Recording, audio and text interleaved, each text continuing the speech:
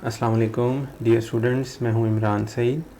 आज development economics की second class है। इस क्लास के अंदर हम बात करेंगे इंट्रोडक्शन टू डेवलपमेंट इकनॉमिक्स पे।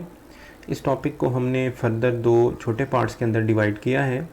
सबसे पहले हम देखेंगे हिस्टोरिकल बैकग्राउंड डेवलपमेंट इकनॉमिक्स का, और सेकेंडली हम बात करेंगे डेफिनेशन के हवाले से। डिफरेंट इकोनॉमिस्ट ने जो time to time development economics को डिफ़ाइन किया है उसके हवाले से डिटेल में देखेंगे। डियर स्टूडेंट्स, जैसे कि आप जानते हैं 17वीं सदी के अंदर यूरोप में एक इंडस्ट्रियल रेवोल्यूशन आया, यानी सनती इनकलाब।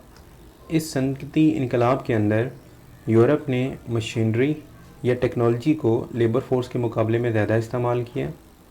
इस मशीनरी के इस्तेमाल ने वहाँ की प्रोडक्शन को कई गुना बढ़ा दिया। जिन ममालिक में इस इंडस्ट्रियल रेवोल्यूशन के असरात आए उनमें यूके, फ्रांस, जर्मनी वगैरह शामिल थे। कुछ टाइम के बाद इसके असरात यूएस और जापान तक फैल गए। ये इंडस्ट्रियल रेवोल्यूशन तमाम दुनिया तक ना फैल सका या इसके असरात पूरी दुनिया तक ना आ सके, और जिन ममालिक में खसूसी तौर पे इस इंडस्ट्रियल रेवोल्यूशन के कुछ असरात ना आए उनमें आपके पास एशिया, लैटिन अमेरिका और अफ्रीका के ममालिक शामिल हैं। ये ममालिक इंडस्ट्रियल रेवोल्यूशन के बावजूद पॉवर्टी और हंगर के अंदर मुब्तला थे, भूख और अफलास थी वहाँ पर। इस इंडस्ट्रियल रेवोल्यूशन ने दुनिया को दो मेन पार्ट्स के अंदर डिवाइड कर दिया। एक साइड पे आपके पास डेवलप कंट्रीज़ आ गई और दूसरी साइड पे आपके पास लेस डेवलप कंट्रीज़ या बैकवर्ड कंट्रीज़ आ गई। डेवलप कंट्रीज़ ये वो कंट्रीज़ हैं कि जिनका इनकम लेवल इंडस्ट्रियल रेवोल्यूशन के बाद मुसलसल बढ़ता चला जा रहा था। वहाँ के लोगों का मेयार ज़िंदगी बेहतर होता चला जा रहा था, और उसके मुकाबले में जो आपके पास लेस डेवलप नेशंस हैं या बैकवर्ड कंट्रीज़ हैं वहाँ पे पॉवर्टी थी, यानी गुर्बत, इलिटरेसी थी, बीमारियाँ थी, बेरोज़गारी थी, इनकम लेवल बहुत लो था, आउटपुट लेवल बहुत ज़्यादा लो था। इस डेवलप और नॉन डेवलप या लेस डेवलप जो है कंट्रीज़ को हम नॉर्थ और साउथ की डिस्ट्रीब्यूशन के अंदर भी देखते हैं। नॉर्मली जिन ममालिक के साथ नॉर्थ का लफ्ज़ लगाया जाता है वो डेवलप नेशंस हैं, और जिन ममालिक के साथ साउथ का लफ्ज़ लगाया जाता है वो आपके पास पुअर नेशंस हैं या पुअर कंट्रीज़ हैं। एक लंबे अरसे तक इंडस्ट्रियल रेवोल्यूशन के बाद भी हमारी जो लेस डेवलप नेशन थी अपनी गुर्बत को, भूख को, अफलास को, इन तमाम चीज़ों को ये समझते रहे कि ये कुदरत की तरफ से कोई नेचुरल चीज़ है, यानी शायद ये बीमारियां अल्लाह ताला की तरफ से हैं या हमें जो गुर्बत में मुब्तला रखा गया है। लेकिन सेकंड वर्ल्ड वार के बाद इस सोच के अंदर बेइंतहा तब्दीली आई। उसकी मेन वजह ये थी कि जो लेस डेवलप नेशन थे वो नॉर्मली किसी न किसी यूरोपियन कंट्री की कॉलोनी थी, यानी कॉलोनियलिज्म का शिकार थे। जैसे जैसे आज़ादी हासिल होती चली गई उन ममालिक के अंदर ये शऊर आता चला गया कि हम किस तरीके से अपनी जो स्टैंडर्ड ऑफ लिविंग है उसको इम्प्रूव कर सकते हैं, अपनी जहालत को या नाखानगी को ख़त्म कर सकते हैं, अनएम्प्लॉयमेंट को कैसे कम किया जा सकता है। तो उसके बाद जो मेन जो फैक्टर है इन लोगों के अंदर अवेयरनेस का, उसमें इंटरनेशनल मीडिया ने भी बहुत ज़्यादा किरदार अदा किया। यानी इंटरनेशनल मीडिया के अंदर जो आपके पास रेडियो है, फिल्म्स हैं, न्यूज़पेपर हैं, जर्नल्स हैं, लेस डेवलप नेशन के लोगों ने जब इन चीज़ों को देखा और वहाँ से उन्हें मालूमात हासिल हुई डेवलप नेशंस के हवाले से कि वहाँ के लोग किस तरह रहते हैं, उनका लिबास कैसा है, उनकी गाड़ियाँ कैसी हैं, उनके शहर किस तरह खूबसूरत हैं, तो उन लोगों के अंदर भी एहसास पैदा होना शुरू हुआ कि हमें भी इन जैसा स्टैंडर्ड ऑफ लिविंग जो है वो हासिल करना है। इसके अलावा कुछ हद तक फॉरेनर्स जो हैं उन्होंने भी बहुत किरदार अदा किया इन लेस डेवलप नेशंस के अंदर बेहतरी लाने के लिए। जिस तरह से मोस्टली जो दुनिया के अंदर कॉलोनीज़ थी वो या तो ब्रिटिश थी या फ्रेंच, तो ब्रिटिश और फ्रेंच लोगों ने अपनी अपनी कॉलोनीज़ के अंदर जो लोकल पॉपुलेशन है उनको बेहतर करने के लिए कई इकदाम उठाए, जिनके असरात जो हैं डेवलपमेंट की सूरत में बाद में नज़र आए। अब जो पुअर नेशंस आपके पास थी वो क्या कर रही थी जी, रिमूवल ऑफ पॉवर्टी चाहती थी, वो इलिटरेसी का ख़ात्मा चाहती थी, अनएम्प्लॉयमेंट का ख़ात्मा चाहती थी, इकोनॉमिक स्टैग्नेशन का ख़ात्मा चाहती थी, स्टारवेशन, इन्वायरमेंटल पॉल्यूशन, इन चीज़ों को ख़त्म करना चाह रही थी। डियर स्टूडेंट्स, अगर हम लेस डेवलप नेशन और एक डेवलप नेशन के अंदर कोई फ़र्क की लकीर लगाना चाहें, कोई लाइन लगाना चाहें, तो इसके अंदर हमारे पास जो एक बेसिक सा क्राइटेरिया है वो ये है कि वो तमाम ममालिक जिनके लोगों की पर कैपिटा इनकम जो है वो $1000 से बिलो होगी उसे लेस डेवलप नेशन या डेवलपिंग नेशन या बैकवर्ड नेशन कहा जाएगा। अब इस क्राइटेरिया के मुताबिक अगर हम दुनिया को देखें तो हमारे पास जो पिक्चर आती है वो कुछ इस तरह से है कि दुनिया की जो 20% आबादी है जो कि डेवलप नेशन के अंदर रह रही है उसके पास 70% प्लस रिसोर्सेज हैं, यानी वर्ल्ड इनकम का उनके पास 70% से ज़्यादा हिस्सा जा रहा है। उसके मुकाबले में अगर हम दूसरी साइड पे देखें जो पुअर नेशंस हैं तो 80% जो है दुनिया की आबादी वो रह रही है एशिया में, अफ्रीका में और लैटिन अमेरिका में। इन जो ममालिक हैं जिनके अंदर ये 80% पॉपुलेशन रह रही है, अगर हम इनके इनकम लेवल को देखते हुए अंदाज़ा लगाएं तो ये नज़र आता है कि दुनिया की शायद 30% इनकम जो है वो इनके पास है। तो इसका मतलब ये हुआ कि हमारे पास जो पॉपुलेशन और इनकम की डिस्ट्रीब्यूशन है वो कुछ इस तरह से है कि दुनिया की जो आपके पास 20% आबादी समझ लें, ठीक है, पॉपुलेशन अगर हमारे पास है 20%, तो इसके पास जो रिसोर्सेज आ रहे हैं in sense of income distribution तो वो हमारे पास आ रहे हैं 80%। दूसरी साइड पे जो हमारे पास पुअर नेशंस हैं उन पुअर नेशंस के अंदर जो आबादी है यानी 80% आबादी जो है वो पुअर नेशन के अंदर रह रही है। अगर हम इनके पास रिसोर्सेज की डिस्ट्रीब्यूशन देखें तो हम कह सकते हैं कि कोई 20% रिसोर्सेज जो हैं या 20% इनकम जो है इनके पास है। तो ये जो रेशो है नॉर्मली 20 और 80% की रेशो जो है हम डेवलपमेंट के अंदर बहुत ज़्यादा इस्तेमाल करते हैं कि दुनिया के जो अमीर तरीन ममालिक हैं उनके पास आबादी का सिर्फ 20% है, जबकि वो दुनिया के 80% रिसोर्सेज पे कब्ज़ा किए हुए हैं या उनके पास इतनी इनकम है। दूसरी साइड पे जो दुनिया की 80% आबादी है जो पुअर नेशंस के अंदर रह रही है, उन 80% लोगों के पास या उस 80% आबादी के पास दुनिया के रिसोर्सेज का जस्ट 20% है। नेक्स्ट चीज़ जो है जी वो हम बात करेंगे डेवलपमेंट गैप के हवाले से। डेवलपमेंट गैप बेसिकली क्या चीज़ है इसको देखते हैं ज़रा। तो यहाँ पर एनुअल डेवलपमेंट रिपोर्ट जो है 2005 की, उसके हवाले से कुछ फैक्ट्स एंड फिगर्स हैं। यूरोपियन कंट्रीज़ जो हैं अगर हम उनकी पर कैपिटा इनकम देखें तो वो कोई 40,000 प्लस आ रही है। दूसरी साइड पे जो हमारे पास ईस्ट एशियन कंट्रीज़ हैं उनकी जो पर कैपिटा इनकम है वो कोई $1600 के करीब आ रही है। और अगर हम सब साहारा अफ्रीका की बात करें तो वहाँ पर जो हमारे पास पर कैपिटा इनकम है वो तकरीबन कोई $750 पर एनम एक साल की आ रही है। अब ये जो गैप है इनकी इनकम लेवल के दरमियान, इस चीज़ को एक्सप्लेन करने के लिए हम एक कॉन्सेप्ट को यूज़ करते हैं जिसे कहा जाता है डेवलपमेंट गैप। अब हम डेवलपमेंट गैप को डिफ़ाइन करते हैं कि ये क्या है और इसके अंदर किस तरह से कमी या इजाफा हो सकता है। तो हम सपोज़ करते हैं कि हमारे पास दो कंट्रीज़ हैं, एक कंट्री है जी कंट्री ए और दूसरे को हम नाम देते हैं कंट्री बी।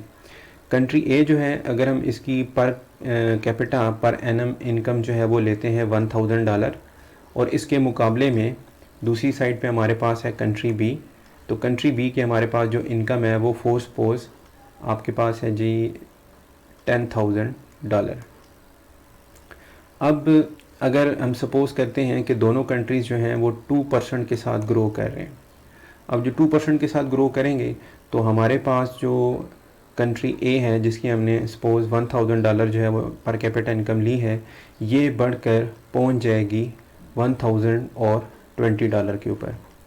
दूसरी साइड पे जो हमारे पास कंट्री बी है अगर ये भी 2% से ग्रो करे तो इसकी इनकम बढ़कर पहुंच जाएगी $11,200 के ऊपर।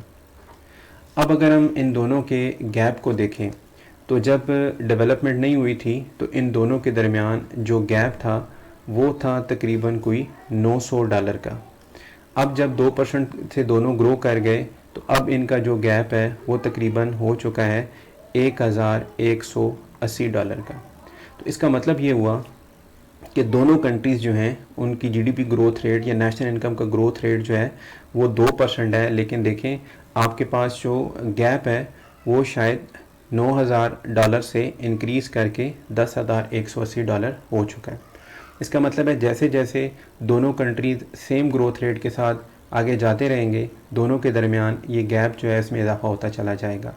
अब अगर कोई कंट्री इस गैप को कम करना चाहता है तो यहाँ पर एक फ़िगर है जी, मिसाल के तौर पे कि वो 20% जो है उससे ग्रो करें जो आपका पुअर कंट्री है, और दूसरी साइड पे आपके पास जो आपका डेवलप कंट्री है वो 2% से अगर ग्रो करता है तो शायद इनका ये जो गैप है ये कम होता चला जाएगा। इसके बाद हम बात करते हैं कि हमारे पास ये जो डेवलपमेंट इकोनॉमिक्स का सब्जेक्ट है इसमें किस किस्म की थेरीज़ हैं या इसमें किस किस्म के मॉडल जो हैं वो पेश किए जाते हैं। हमने अपने पिछले साल की जो कोर्सेज़ पढ़े हैं, मैं मिसाल दूंगा जैसे माइक्रो इकोनॉमिक्स की, तो माइक्रो इकोनॉमिक्स के अंदर हम जो एनालिसिस करते थे वो इस तरह से था कि आपके पास एक जो कंज्यूमर है वो किस तरीके से इक्विलिब्रियम में आ सकता है, अपने रिसोर्सेज को किस तरीके से बेहतरीन तरीके से इस्तेमाल कर सकता है, या आपके पास जो एक कोई प्रोड्यूसर है तो वो अपने रिसोर्सेज को बेहतरीन तरीके से कैसे इस्तेमाल कर सकता है। और वहाँ पर हम इन कॉन्सेप्ट को नाम दे रहे थे कुछ इस तरह से जी कि हम कंज्यूमर इक्विलिब्रियम के बारे में पढ़ेंगे, या हम पढ़ रहे थे जी कि हम प्रोड्यूसर या फर्म इक्विलिब्रियम के बारे में पढ़ेंगे। इसके बाद हमने इसमें जो प्रोड्यूसर और कंज्यूमर के इक्विलिब्रियम से इनको चेंज करके देखा कि अगर कंज्यूमर की इनकम में चेंज आ जाए, अगर गुड्स जो हैं उनकी प्राइसेस में चेंज आ जाए तो कंज्यूमर जो है उसकी इनकम में चेंज आने से या प्राइसेस ऑफ गुड्स में चेंज आने से उसके इक्विलिब्रियम पे क्या फ़र्क पड़ेगा। लेकिन अब अगर हम बात करें कुछ इस किस्म के कॉन्सेप्ट की जैसे इकोनॉमिक फ्लक्चुएशन हैं, बूम्स हैं, स्लम्स हैं, या इकोनॉमिक ग्रोथ के प्रॉब्लम्स हैं, तो इनको माइक्रो वगैरह के सब्जेक्ट जो है वो कवर नहीं करते। अब अगर हम बात करें डेवलपमेंट इकोनॉमिक्स की तो एज अ सब्जेक्ट इस सब्जेक्ट की जो उम्र है वो शायद 50 या 60 ईयर्स या इससे थोड़ी ज़्यादा होगी। और जैसे कि हमने ऊपर बात की है कि दूसरी जंग अज़ीम के बाद जब बहुत से ममालिक को आज़ादी मिली कॉलोनियलिज्म से, तो उस टाइम पे डेवलपमेंट के बारे में सोचा गया, तभी इमर्ज हुआ है हमारा डेवलपमेंट इकोनॉमिक्स का ये कोर्स। अब अगर हम इस कोर्स को कुछ नाम दें डिफरेंट किताबों के अंदर जो हमें मिलेंगे, कुछ इस तरह से हैं जी कि आपके पास इकोनॉमिक्स ऑफ ग्रोथ भी से कहा जाता है, इकोनॉमिक्स ऑफ अंडर डेवलपमेंट भी कहा जाता है, या इकोनॉमिक्स ऑफ डेवलपमेंट भी कहा जाता है। अब हमारे पास जितना फर्दर हम डिस्कस करेंगे अपने इन क्लासेस के अंदर, तो इसके लिए हम जो टर्म इस्तेमाल करेंगे वो होगी डेवलपमेंट इकोनॉमिक्स। अब डेवलपमेंट इकोनॉमिक्स जो है ये बेसिकली क्या चीज़ हो गई कि आपने ये चेक करना है कि आपके जो कंट्रीज़ हैं जो लेस डेवलप हैं और उनके अंदर पॉवर्टी है, गुर्बत है यानी, और भूख है, और आपके पास बेरोज़गारी है, और ग्रोथ रेट बहुत ज़्यादा कम है, तो हम किस तरीके से इन चीज़ों को बेहतरी की तरफ लेके जा सकते हैं। यहाँ पे कुछ चीज़ें मैंने हाईलाइट की हैं कि हम जो इकोनॉमिक डेवलपमेंट है बेसिकली उसके अंदर हमारे पास कुछ सोशल, पॉलिटिकल, इंस्टीट्यूशनल मैकेनिज़्म होते हैं, चाहे वो पब्लिक हों प्राइवेट हों, और इन चीज़ों के ज़रिए से हम लार्ज स्केल पे इम्प्रूवमेंट लाना चाहते हैं ताकि लोगों का जो मेयार ज़िंदगी है या उनका जो स्टैंडर्ड ऑफ लिविंग है वो बेहतर हो जाए। एट दी एंड अब हम बात करेंगे डेफिनेशन ऑफ इकोनॉमिक डेवलपमेंट की। तो डिफरेंट ऑथर्स की यहाँ पे मैंने डेफिनेशन लिखी हैं। मिसाल के तौर पे अगर हम सबसे पहली डेफिनेशन के बारे में बात करें जो प्रोफेसर डब्ल्यू एल्कान की है, तो इन्होंने यहाँ पे लिखा है कि इकोनॉमिक्स जो है वो क्या है। बेसिकली इकोनॉमिक्स में इकोनॉमिक डेवलपमेंट जो है वो कहते हैं एक प्रोसेस है जिसके अंदर हम ये करते हैं कि लोगों का जो मेयार ज़िंदगी है वो बेहतर हो जाए और लोगों के पास जो गुड्स एंड सर्विसेज हैं उनको इस्तेमाल करने की पावर जो है वो ज़्यादा हो जाए और साथ साथ चॉइस भी ज़्यादा हो जाए। यानी इकोनॉमिक डेवलपमेंट से मुराद ये है कि आपकी सोसाइटी में रहने वाले जो लोग हैं उन लोगों के मेयार ज़िंदगी को आपने बेहतर करना है, उन्हें ज़्यादा अशिया व ख़िदमात या गुड्स और सर्विसेज दे के। इसी तरह से अगर हम जैसे फ्रीडमैन की डेफिनेशन देखें तो फ्रीडमैन कहता है जी कि an innovative process leading to the structural transformation of social system.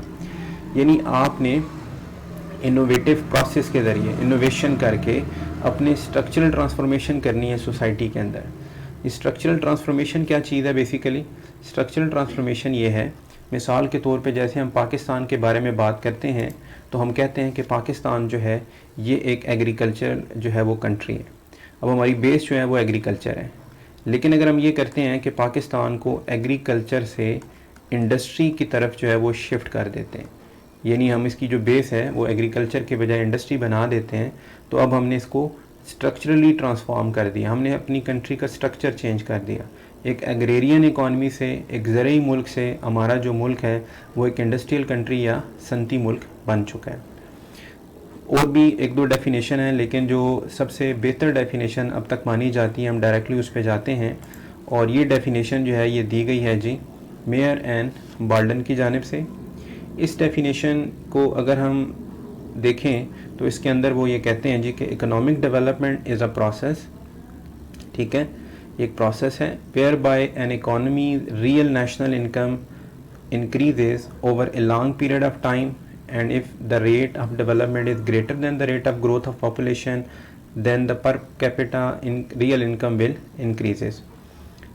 यानी इकोनॉमिक डेवलपमेंट ये है कि एक प्रोसेस का नाम है जिसमें किसी भी कंट्री की नेशनल इनकम को आपने over the long period of time increase करना है, और उसमें एक छोटी सी शर्त ये बताई गई है कि आपका जो नेशनल इनकम का, रियल नेशनल इनकम का जो ग्रोथ रेट है वो पॉपुलेशन ग्रोथ रेट से ज़्यादा होना चाहिए।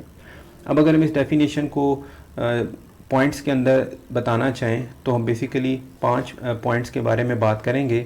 सबसे पहली चीज़ ये है कि हमारे पास ये जो इकोनॉमिक डेवलपमेंट है ये एक प्रोसेस है। उसके बाद ये है कि आपने रियल नेशनल इनकम के अंदर इजाफा करना है, यानी हकीकी कौमी आमदनी के अंदर। नेक्स्ट चीज़ ये है कि आपने ग्रोथ रेट ऑफ पॉपुलेशन को भी देखना है, और रियल पर कैपिटा इनकम जो है उसके अंदर इंक्रीज़ होना चाहिए, और ये लॉन्ग टाइम पीरियड के लिए होना चाहिए। अब सबसे पहले अगर हम प्रोसेस पे बात करें कि प्रोसेस क्या है, तो प्रोसेस ये है कि आपने अपनी सप्लाई साइड और अपनी डिमांड साइड दोनों साइडों पे तब्दीली लेके आनी है, जिसको यहाँ पे हमने चेंज इन डिमांड यानी change in supply of input, और दूसरी साइड पे हमने लिखा है change in the demand for goods and services. यानी जो इसमें ए पार्ट है यहाँ पे आप अपनी सप्लाई साइड को फोकस करेंगे। अब सप्लाई साइड को किस तरह से फोकस किया जाएगा, मिसाल के तौर पे यहाँ हमने लिखा है जी कि सप्लाई ऑफ नेचुरल रिसोर्सेज जैसे गैस, पेट्रोल, कोल, आयरन वगैरह, इनमें आपने इजाफा करना है। आपने कैपिटल एक्यूमुलेशन करनी है, यानी सरमाए की मिकदार में इजाफा करना है। किस तरह से करेंगे, आप रोड, रेल्स और ब्रिजेज़ वगैरह बनाकर, इससे आपका सरमाया जो है मुल्क के अंदर वो इंक्रीज़ करेगा। और उसके बाद आप अपनी जो टेक्निक ऑफ प्रोडक्शन है या प्रोडक्शन टेक्नोलॉजी है उसको बेहतर करेंगे, ग्रोथ लेके आएंगे आप सप्लाई ऑफ लेबर के अंदर, ठीक है। और अगर हम डिमांड साइड पे जाएं तो डिमांड साइड पे हमने किन चीज़ों को तब्दील करना है, यहाँ पे लिखा है जी कि changes in level of production and distribution, यानी आपने डिस्ट्रीब्यूशन ऑफ इनकम को और डिस्ट्रीब्यूशन जो है मतलब प्रोडक्शन के लेवल को चेंज करना है। इसके बाद उसने लिखा है जी changes in population according to age. According to age से मुराद ये है कि आपकी आबादी का ज़्यादा हिस्सा जो है वो ऐसे लोगों पे मुश्तमिल होना चाहिए कि जो काम कर सकें, यानी 18 साल से लेके 60 साल की उम्र तक जो लोग हैं वो वर्किंग एज पॉपुलेशन है। तो जिस कंट्री के पास यंग पॉपुलेशन ज़्यादा होगी उतनी ही उसके पास जो है ग्रोथ करने के चांसेस ज़्यादा होंगे। नेक्स्ट चीज़ आपके पास ये है कि आपने रियल नेशनल इनकम के अंदर जो है वो इजाफ़ा करना है, क्योंकि जब आपकी इनकम लेवल में इजाफ़ा होगा तो इससे अल्टीमेटली आपकी कंजम्पशन बढ़ेगी इकॉनमी के अंदर, जो कंज्यूमर्स हैं वो ज़्यादा कंज्यूम कर पाएंगे, और कंजम्पशन इंक्रीज़ करने का अल्टीमेटली इफ़ेक्ट ये होगा कि उनका जो स्टैंडर्ड ऑफ लिविंग है वो इंक्रीज़ कर जाएगा। नेक्स्ट चीज़ ये है कि ग्रोथ रेट ऑफ पॉपुलेशन।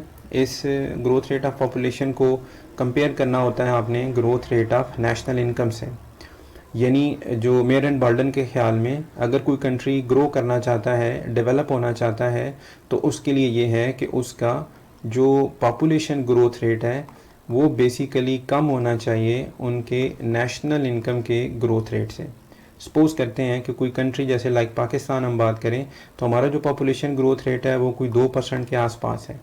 इसका मतलब ये है कि अब हमें जब ग्रोथ चाहिए या डेवलपमेंट चाहिए तो नेशनल इनकम का ग्रोथ रेट 2% से कम ज़्यादा होना चाहिए। हम सपोज़ करते हैं कि ये 4% है या ये 5% है, ठीक है। और नेक्स्ट चीज़ ये है कि आपने पर कैपिटा इनकम में इजाफा करना है। पर कैपिटा का कॉन्सेप्ट क्या है बेसिकली कि आपने नेशनल इनकम जो है, टोटल नेशनल इनकम कह लें, टोटल जीडीपी कह लें, इसकी वैल्यू को आपने डिवाइड करना है बेसिकली टोटल पॉपुलेशन के ऊपर। जब हम टोटल नेशनल इनकम को टोटल पॉपुलेशन पे डिवाइड करते हैं तो जो चीज़ हमारे पास आती है उसे कहा जाता है पर कैपिटा इनकम, या उर्दू के अंदर इसको कहा जाएगा फ़ीकस आमदनी। तो आपने इस फ़ीकस आमदनी में इजाफ़ा करना है, ठीक है। लास्ट जो हमारे पास है जी हेडिंग, वो है लॉन्ग पीरियड ऑफ टाइम। तो लॉन्ग पीरियड जो है वो बेसिकली कितना होना चाहिए, तो लॉन्ग पीरियड जो है जी उसको मेयर एंड बाल्डन ने ये कहा है कि कम से कम कोई मुल्क 25 साल तक अगर लगातार जो है ग्रो करता रहता है इन कंडीशंस के साथ, तो तभी हम उसको एक डेवलप नेशन जो है वो समझेंगे। फ़िलहाल तक के लिए इतना ही जी। इंशाल्लाह नेक्स्ट क्लास में अगले टॉपिक के साथ हाजिर होंगे। अल्लाह हाफिज़।